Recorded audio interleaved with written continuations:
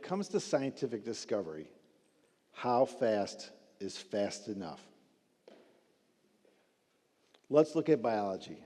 With today's technology, we can develop an antibiotic in 8 to 10 years. But it only takes that bacteria about 4 years to become resistant.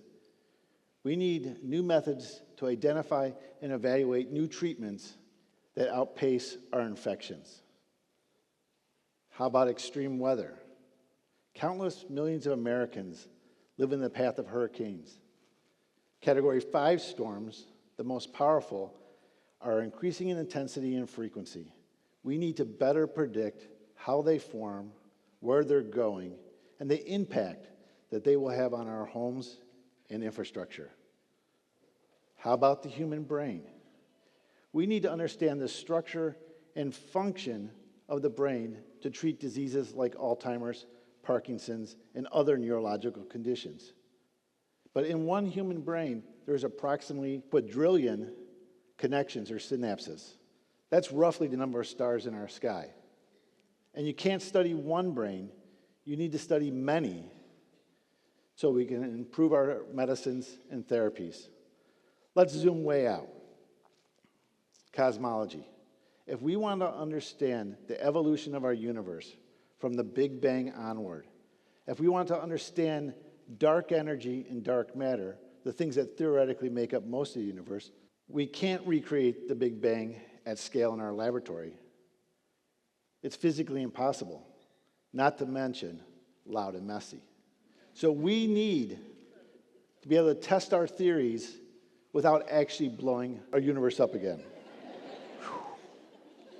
So for challenges this big, this essential to the future of humanity, we need next generation tools and next level scientific collaborations. And this is why I build supercomputers, to help people do science faster. Let's put that speed of scientific discovery into perspective. The microscope was invented in the late 1500s. It's a wonderful science accelerator, but it took another 100 years to discover bacteria and 200 more years to understand that that bacteria could make us sick. Fast forward 50 years to the discovery of penicillin. So that's over 300 years from the invention of the microscope to the discovery of penicillin. And during that time, countless millions of people died from diseases that we can now treat or prevent altogether.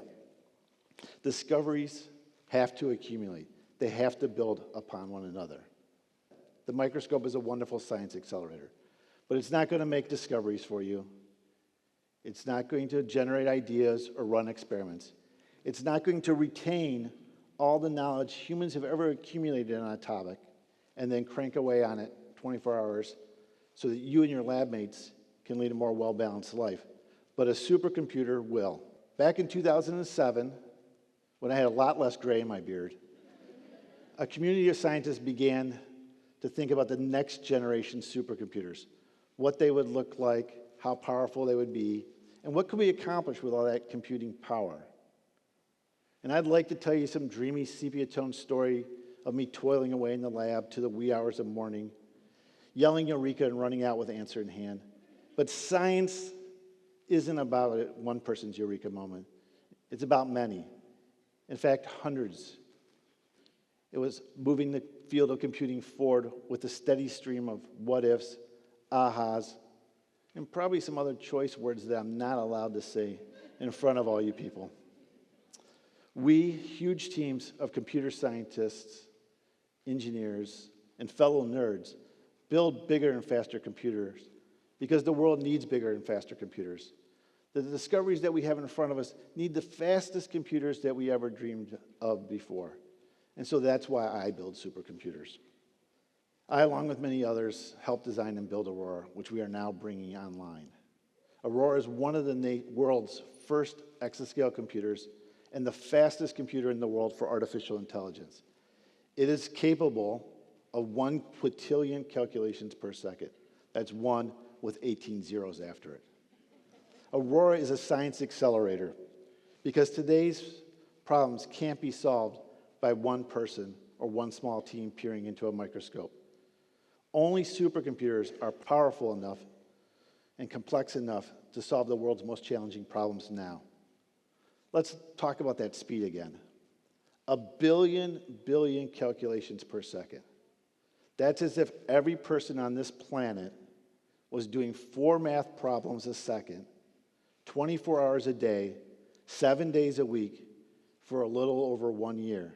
That's what Aurora can do in 1 second. Aurora is the size of 2 NBA basketball courts and weighs more than 600 tons. It is connected together by more than 300 miles of optical cables. That's enough to go from Chicago all the way to St. Louis. And it is made up of more than 10,000 nodes, each containing 2 CPUs and 6 GPUs.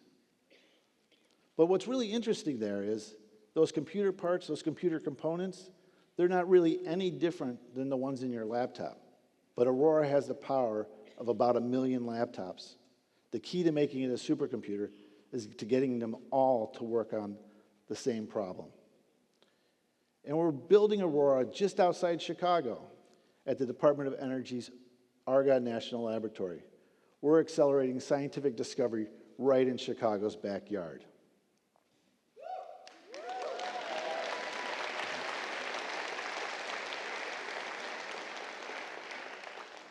So what's truly impressive about Aurora isn't just its size and the scale of computing it can do. It's about who it serves. Aurora is an open science machine. This means that researchers from around the world can make use of Aurora to tackle the biggest, most complex problems that they can dream of. And when they're done, they're encouraged to share the results with others so that knowledge can accumulate, so that others can build upon their discoveries. And by sharing data, we propel forward the next invention, the next discovery. This means that medical researchers don't have to start from scratch when a new bacteria becomes resistant to antibiotics. Or atmospheric scientists can build more complete and complex models of our Earth system and extreme weather. Neuroscientists can have a better understanding of the human brain. And all the data that we collect from our telescopes and simulations allow us to keep banging away at the Big Bang. Aurora, as I said, is one of the first exascale machines dedicated to open science. The second one is Frontier at the Department of Energy's Oak Ridge National Laboratory. So effectively, Aurora doubles the country's exascale computing capacity, while at the same time exponentially increasing our ability to do open science now. But even as we enable open science and accelerate discoveries, we have to keep looking toward the future.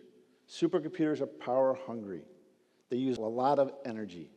And it is my responsibility to ensure that the science we do is worth the time and energy we spend, that the discoveries people make using Aurora truly do benefit the world.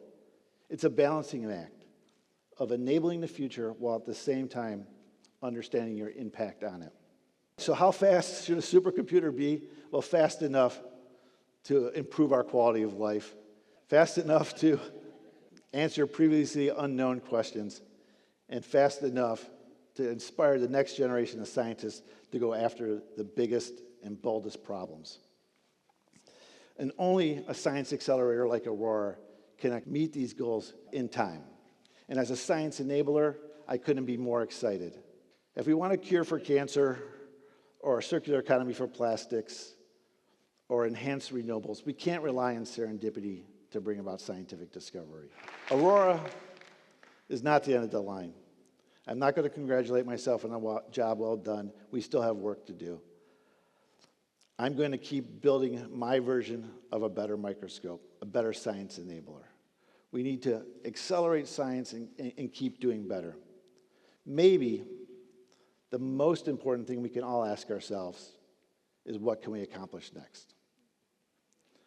Thank you.